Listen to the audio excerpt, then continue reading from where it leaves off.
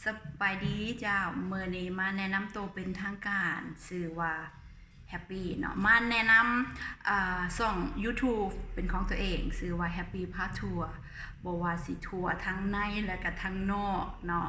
นอกยังนอกแบบนอกประเทศแต่บ่แม่นนอกเฮือนเนาะสิเป็นในเฮือนหรือนอกเฮือนหรือว่าในประเทศและก็นอกประเทศซึ่งว่าจุดหลักๆก็เฮาก็สิเป็นประเทศลาวนี่แหละแต่ว่าสิไปตามชีวิตแต่ละมื้อประจำวันของแฮปปี้เองเนาะซึ่งว่ามื้อนี้ก็มาแบบจัดเต็มเนี่ยจักหน่อยเพราะว่านั่งไปนั่งมาก็มีคนว่าเอ้า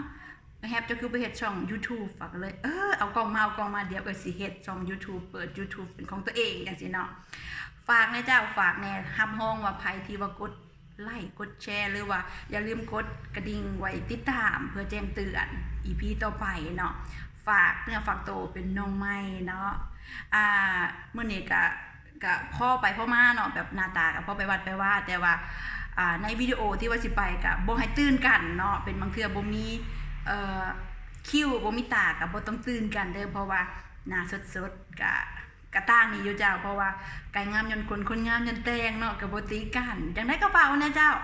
แฮปปี้พาทัวร์เนาะทัวร์บ่อนใดที่ไปนางก็สิพาทัวร์สายกินสายเลาะสายเที่ยวต้องมอบให้เฮาฝากแน่เจ้าฝากแน่เพื่อหยังเพื่อเป็นกำลังใจที่ว่าสิเฮ็ดทริปต่อไปโอเคบาย